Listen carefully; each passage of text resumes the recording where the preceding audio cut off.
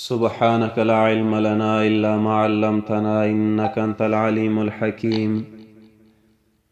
رب اشرح لي صدري ويسر لي أمري واحلل عقدة من لساني يفقه قولي. رب زدني علما، رب يسر ولا تعسر وتمم بالخير. أعوذ بالله من الشيطان الرجيم. بسم الله الرحمن الرحيم. الحمد لله رب العالمين الرحمن الرحيم مالك يوم الدين. إياك نعبد وإياك نستعين. اهدنا الصراط المستقيم صراط الذين أنعمت عليهم غير المغضوب عليهم ولا الضالين.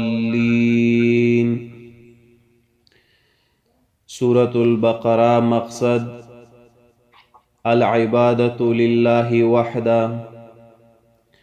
په سورت کی مسئلہ بیانئی چې عبادت اجزا و اقسام دا به خالص د یو الله د پاره کوي.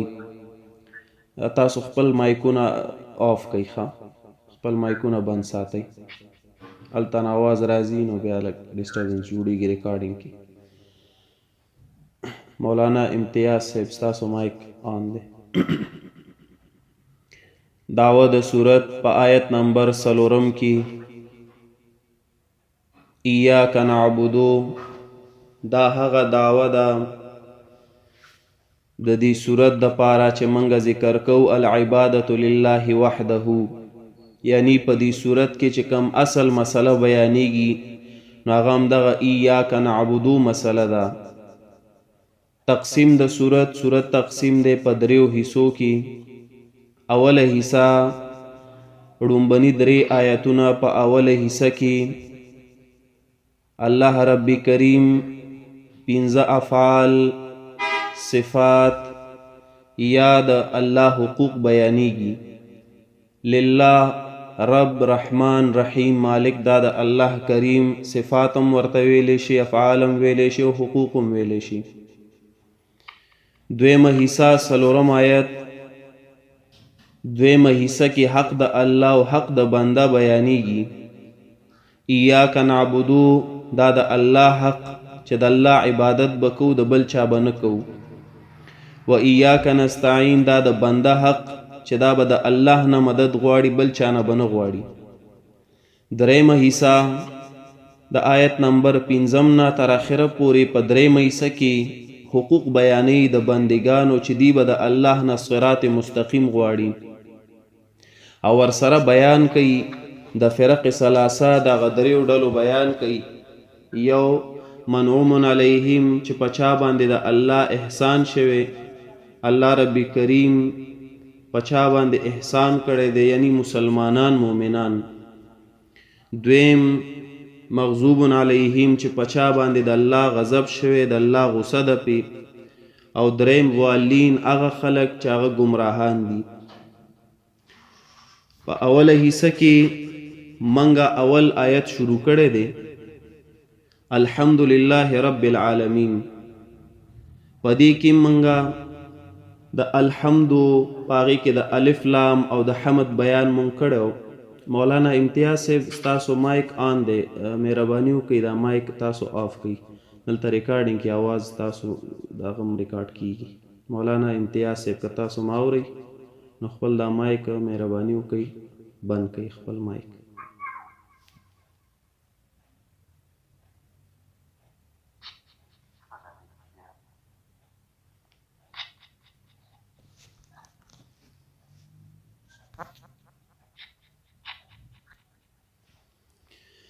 په دې کې منګه د اول آیت الحمد وضاحت کړی دی او د لله بیان منګه تقریبا اختتام ته رسولې. خو په هغې کې یو موضوع پاتې ده چې ما تاسو ته ویلیو په آخره کې د الہ د معنی نه بعد چې اصل جګړه د مشرکانو هم په دې مسله په دې الہ په مسله کې وه. د رسول الله صلی الله علیه وسلم په وخت کې چې کله رسول الله صلی الله علیه وسلم د مکی مشرکانو ته دا اعلان وکړو قولوا لا اله الا الله، نو هغوی چې څنګه دا اله لفظ واورېد هغوی پوه شو چېرې د اله معنی څه ده. چونکې عربو هغوی پوهېدل په عربۍ باندې، نو د اله په معنی هم پوهه و، دې وجې هغوی منکر شو، د دې نه انکار وکړو. نو اصل جګړه د مشرکانو په مسئله اله کې وه. نو اوس د هغې جګړه موږ ګورو، قرآن کریم ځای په ځای د هغې بیان کوي. هغې دپاره اول تاسو ګورئ سورة الاسراء. سورة الاسراء 18 نمبر سورت دی د قرآن مجید، دې ته سورة بنی اسرائیل هم وایي. سورة الاسراء 18 نمبر سورت، آیت نمبر 46 نمبر آیت دی. دا آیت وګورئ. وَإِذَا قَرَأْتَ الْقُرْآنَ جَعَلْنَا بَيْنَكَ وَبَيْنَ الَّذِينَ لَا يُؤْمِنُونَ بِالْآخِرَةِ حِجَابًا مَسْتُورًا.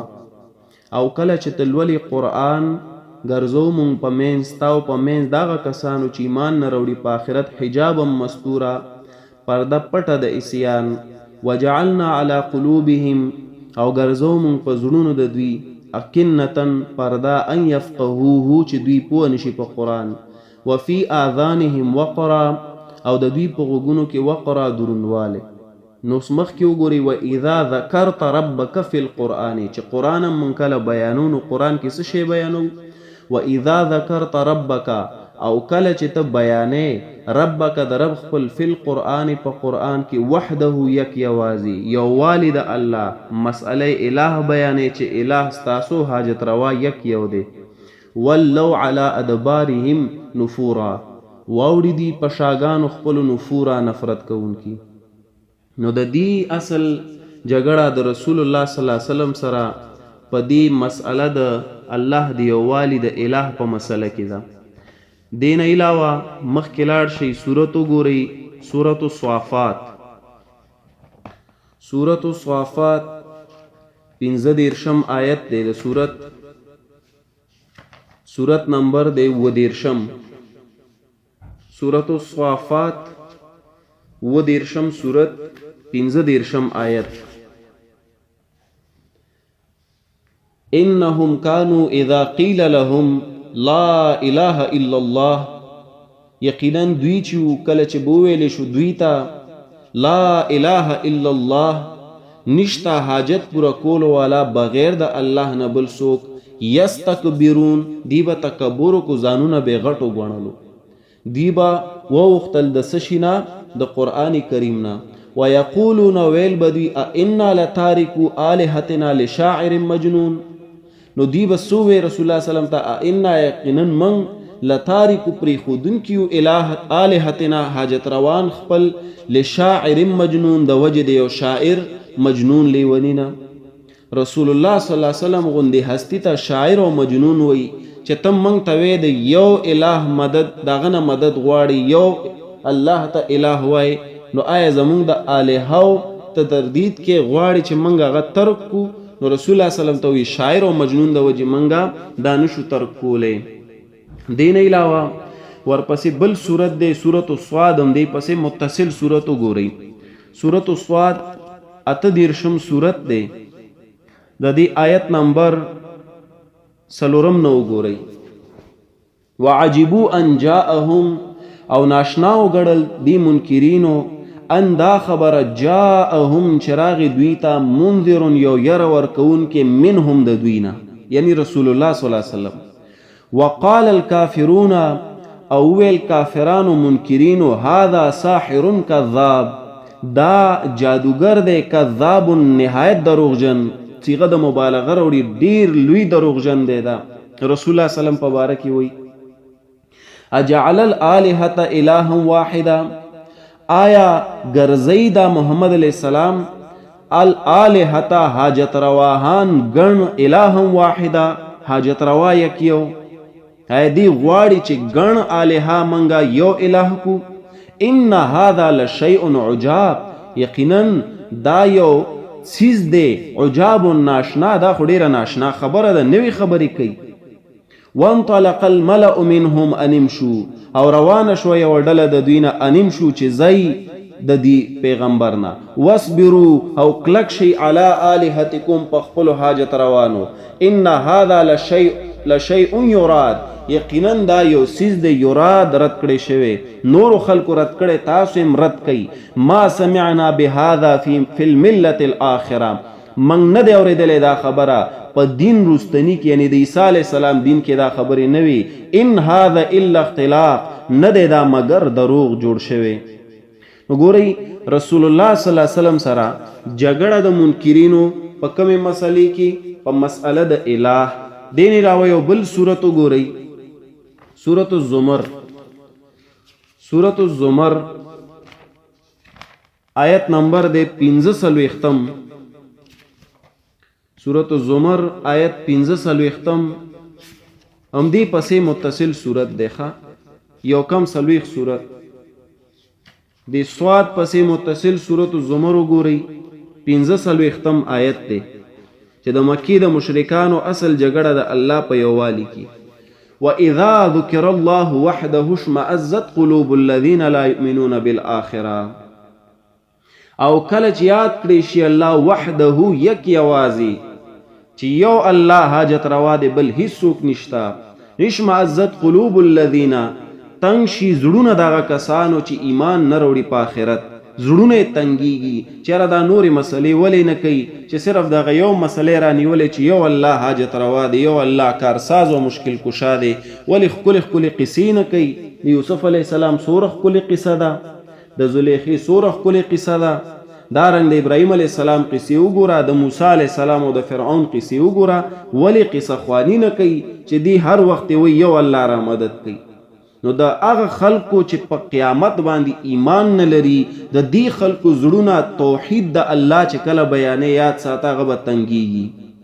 وَإِذَا ذُكِرَ الَّذِينَ، او کله چې یاد کړی شي هغه کسان، تاسو یاد کې هغه کسان، من دونه چې سیوا د دې الله نه، اذا هم یستبشرون، ناڅاپه دوی وي خوشاله خوشاله.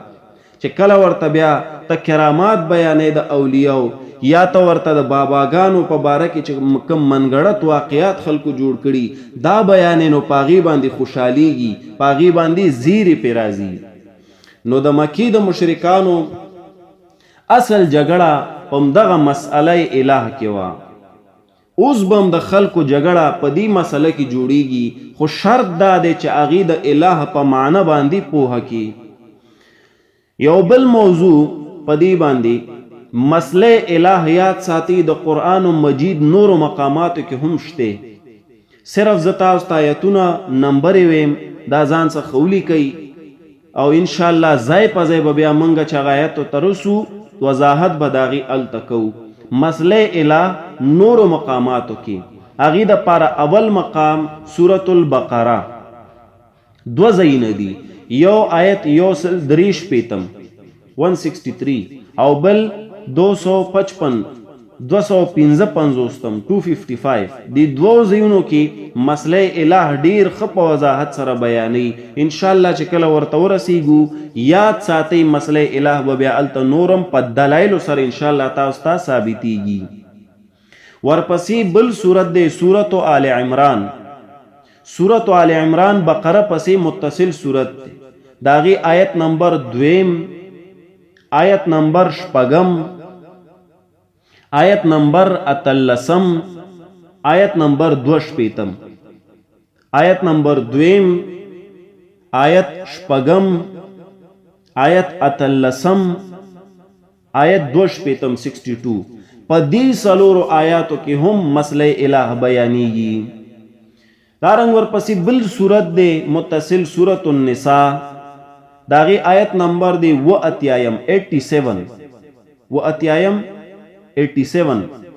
او 171 نمبر آیت. دې دواړو آیتونو کې مسئله د الہ بیانوي.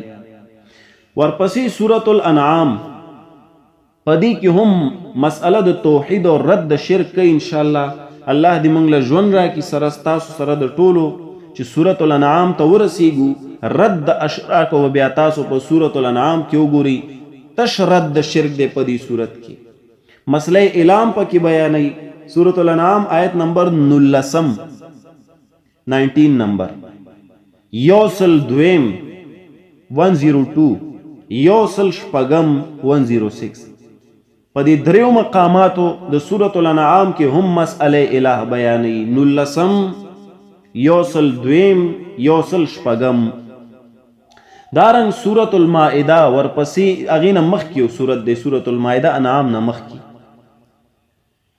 83 نمبر آیت کې مسئله الہ بیانوي 73 آیت کې مخکې بیا ورپسې سورۃ طه آیت نمبر 98 آیت کې هم مسئله الہ بیانوي دارنګ سورۃ صاد هم تاسو کتو ړومبني دا څلور آیتونه چې موږ ووې وم نه واله تر اتم پورې د څلورم نه تر اتم پورې سورۃ صاد کې هم مسئله الہ الله ربی کریم بیانوي دین علاوه سورۃ الحشر آیت نمبر 43 او 44 43 او 44 کې مسئله الہ بیانوي دا د قرآن کریم نور مقاماتو چې د الہ مسله پکې بیانوي آیتونه ځان سره یاد ساتئ کېدای شي چېرته تاسو ته څوک بیان درکړي نو که تاسو ته نور څه یاد هم نه وي لنډ دغه الہ معنی یاد ساتئ د لا اله الا الله نه شروع کوي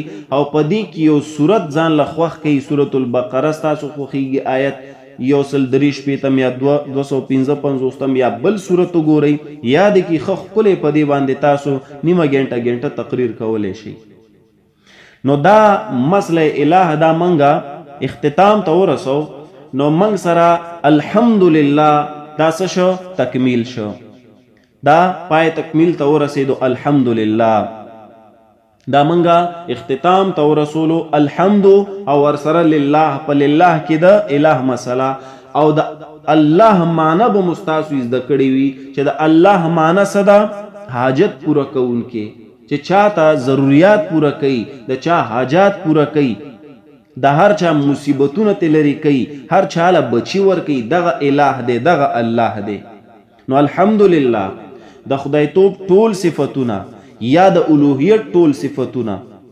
لله خاص د پاره د الله دی الحمدلله باندې لک شانتی نور وضاحت کو الحمدلله یاد ساتي دا یو ډیر زیات فضیلت والا کلمه ده د دې فضایل ډیر زیات دي لکه حدیث کې راځي رسول الله صلی الله علیه وسلم فرمایي افضل الذکر لا اله الا الله افضل ذکر څه شی دی لا اله الا الله چونکه دې کې د الہ مسله ده بار بار یاد دهانی دم دې خبرې کیږي انسان ته چې الہ ګوري یو دی بل څوک نشته ځکه افضل ذکر دی او بیا سوی وافضل الدعاء او افضل دعا څه ده الحمدلله الحمدلله افضل دعا ده ولی په دې کې هم لله یعنی د الہ مسله ده که ستاسو دعا وي که ستاسو ذکر وي په هغې کې د ټولو نه غوره د ټولو نه افضل څه شی دی الہ چې پکې وي ځکه د دنیا دا چې بنیادی خودی شوی د دې مسلې دپاره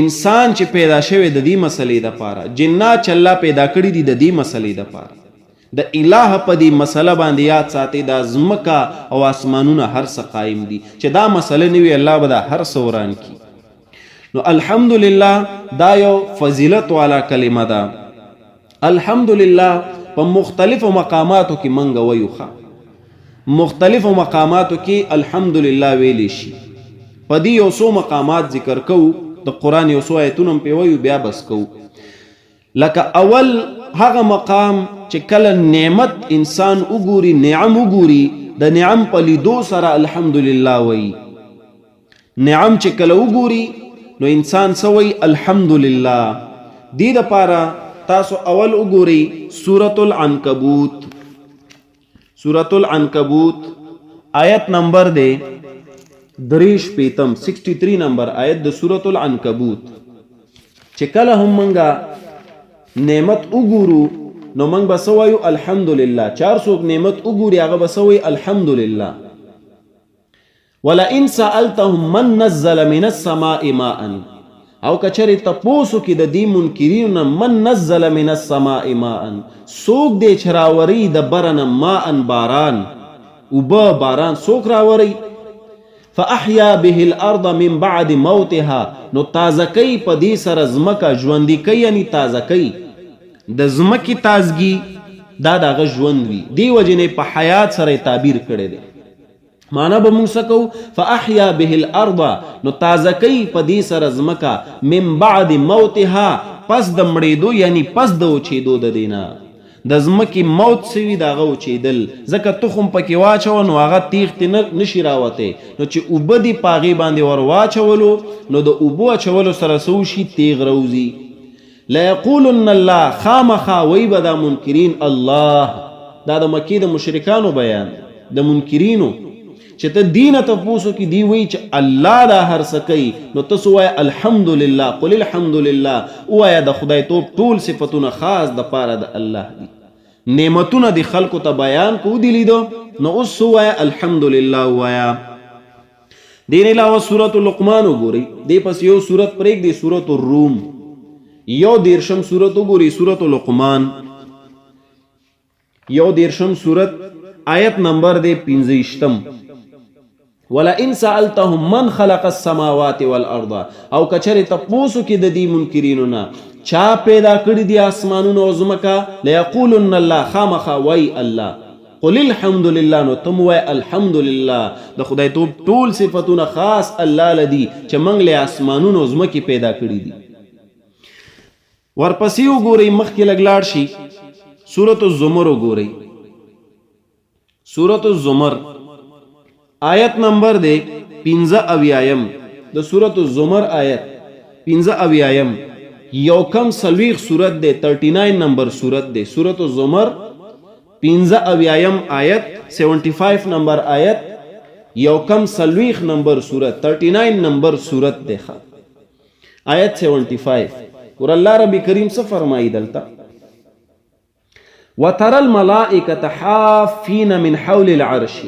او تبوینی فرښتې تابعدارې به وي چار چاپیره د عرش د الله یسبحون بحمد ربهم پاکی به بیانوي په صفاتو د الوهیت د رب خپل وقضی بینهم بالحق وقیل الحمد لله رب العالمین نو ګوره چې د الله د نعمت تذکره وکړه دام د الله نعمت دی چې الله تعالی دا عرش او دا ملائکه الله تعالی پیدا کړي دی د الله تسبیح کوي د الله حمد بیانوي نو تم سو وایا الحمدلله د خدای توب ټول صفاتونه خاص الله لدی دی پسې متصل سورۃ المؤمن وګورم دی پسې بل سورت دی سورۃ المؤمن سلوختم نمبر سورت دی او آیت نمبر دی 15 65 نمبر آیت سورۃ المؤمن آیت نمبر 15 هو الحی دا الله ژوندې دی لا اله الا هو نشتا حاجت سر کول والا بغیر د الله نه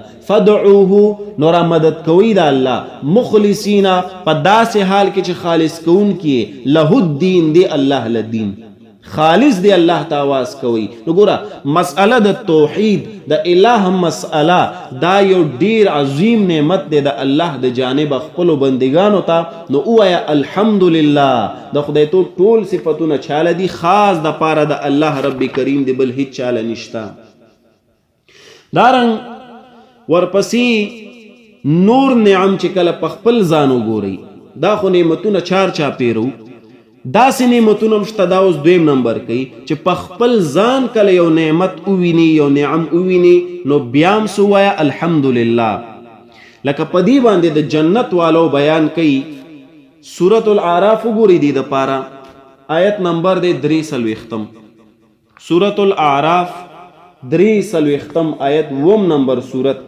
د جنت والو بیان جنت والا چې کله خپل ځان په جنت کې وګوري نو دوی به دا کلمه وایي چې الحمدلله 43 آیت ونزعنا ما في صدورهم من غل تجري من تحتهم الانهار او لري به کومونږ هغه چې د دوی په سینو کې د من غل څخه حسد تجري من تحتهم الانهار روانې به وي د لاندې د دوی نه الانهار نهرونه وقالو او وی بدا جنتیان الحمدلله د خدای ټول صفاتونه خاص الله د پاره دي دین علاوه لک سورۃ یونس وګورئ، لسم نمبر سورۃ یونس.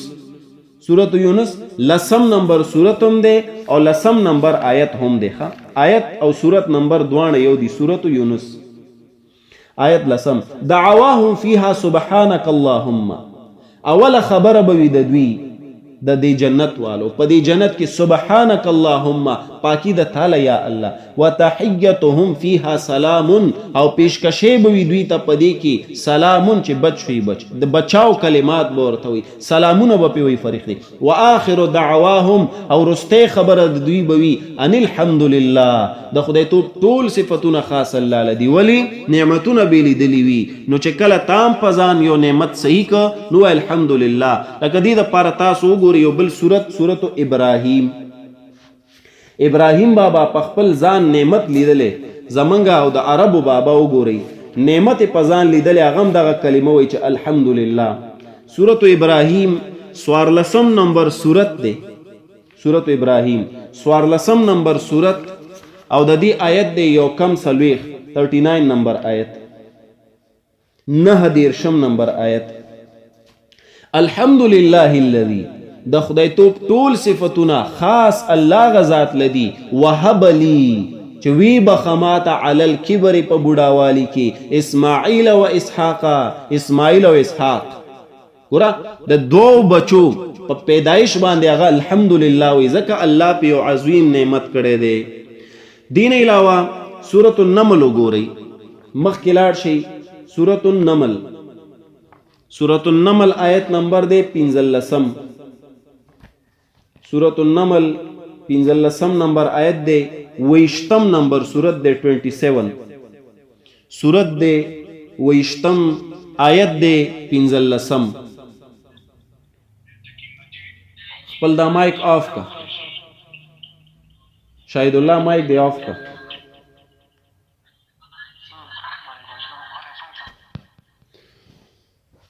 سورت نمبر 20 آیت دی 15. ولقد آتینا داود و سلیمان علما، او په تحقیق سره ورکړو مونږ داود علیه السلام ته او سلیمان علیه السلام ته علما، پوهه د دین. ګوره علم یې ورکړو. ښه تاسو له علم درکوي که نه؟ اوس درته د الله کلام بیانیږي که نه؟ د رسول الله صلی الله علیه وسلم سنت درته بیانیږي. نو ګوره سلیمان او داود څه وایي؟ وقال الحمدلله، او وی دواړو الحمدلله، د خدای ټول صفتونه خاص الله غزاد لدی. فضلنا على كثير من عباده المؤمنين، چې غوره کړو مونږ په ډیرو د خپلو بندګانو مؤمنانو نه. سبحان الله. ګوره الله والله علم ورکړو، دی سوی دا په ځان باندې او لوی فضیلت ګڼي په ډیرو خلکو کې. تاسو له ګوره الله علم درکوي، تاسو هم په ډیرو خلکو کې الله تعالی په سکړی تاسو له فضیلت درکړی، لہذا په دې شکریا د الله ادا کوي. الحمدلله وایي، خدا تش په خولې مو وایي چې الله درله د علم درکوي، د هغې قدر مو کوي، په وخت ځان حاضروي. دارنګ نور صورتونه هم په دې شته، خو بیا موږ سره ټایم هم دوره لږ دی چې په دې کې موږ دا ټول بیانولی هم نشو. انشاءالله ځای په ځای به بیانو. صرف یو بل موضوع په دې کې متصل دې سره ولګوئ، 3 نمبر دام ذکر کو، بیا بس کو چې د ظالم د هلاکت نه بعد هم دا کلمه به وایي. ګوره یو کلمه د الحمدلله چې موږ وایو، کله وایو چې کله چار چاپیره نعم وګورو، دویم چې کله موږ په خپل ځان نعم وګورو، اوس 3 نمبر چې کله د ظالم د هلاکت ستا نظاره د هغې وکړي، هغه وګوري، نو هغې نه پس هم څه ووایه؟ الحمدلله ووایه. دې دپاره اول وګورئ سورة الانعام. سورة الانعام بس دا وایو بیا بس کو، ښه تنګېږئ ما. سورة الانعام 6 نمبر سورت آیت دی 45. د ظالمانو د هلاکت نه بعد دا کلمه ویلې شوې الحمدلله، فضیلت والا کلمه ده. فقطع دابر القوم الذين ظلموا، نو پریکړی شو مونږ د قوم هغه کسانو چې ظالمانو. نو هغې نه پس ګوره سوی والحمدلله، او د خدای ټول صفتونه خاص الله لدي. لاړ شي سورة النمل، سورة المؤمنون ته ولاړ شي. سورة المؤمنون آیت نمبر دی 28.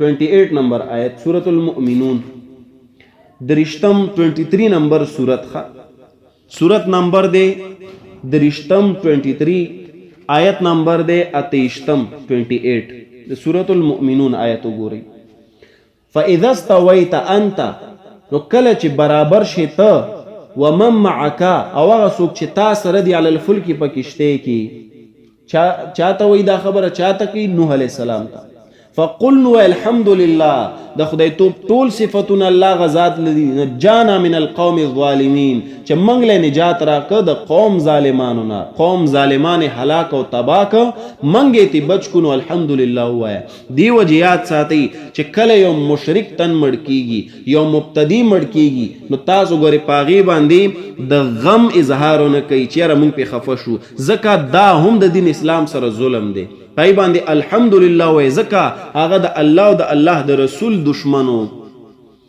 دارنګ یو بل سورت پیو ګوري سورۃ النمل وختي مونږ راړولیو آیت نمبر دی 58 او 59 58 او 59 ویشتم سورت دی 27 نمبر سورت آیت 58 او 59 58 او 59 وَأَمْطَرْنَا عَلَيْهِمْ مَطَرًا او د کانو بارانو کوم په دی باندې د کانو باران فَسَاءَ مَطَرُ الْمُنذَرِينَ نو ډیر بد دی باران د کانو د يرولو شو الله رب کریم د یو قوم تذکرہ کی چې په دی باندې ما د کانو باران کړو نو قل الحمدلله چې تباشن وای الحمدلله د خدای توب ټول صفاتونه خاص الله هغه ذات لدی یو بل صورت پیو ګوري اخري بیا بس کو صورت دی سورۃ الصافات وقتی منگا رو باسل سورۃ الصافات آیت نمبر دے یوسل یوکم اتیا 179 سورۃ الصافات و دیرشم سورت دے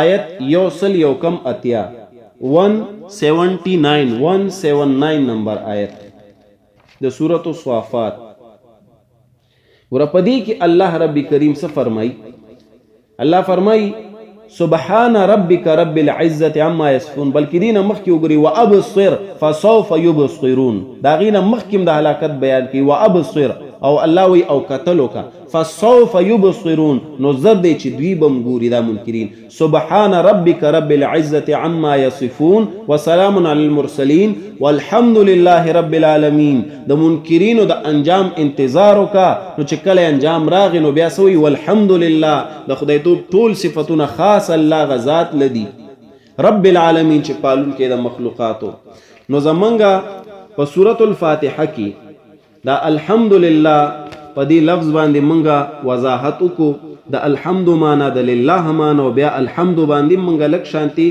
مختصر کلامو کو ان شاء الله سبانی سبق کې به مونږه د رب العالمین وضاحت کو نو یو صفت یا یو حق د الله یا یو فعل د الله هغه مونږ ذکر ک الحمدلله چې پدې کې اصل اشاره د الله خالقیت ته کوي چې الله څه شی د خالق لكل شیء هو الله الہ دی نو الہ چاته وی چې پیدا کوي خالق وی کنا نو خالق لكل شیء هو الله مثلا مونږ بیان ک مربی لكل شیء هو الله دا ان شاء الله سبانی سبق کې بیانو واخر الدعوانا ان الحمد لله رب العالمین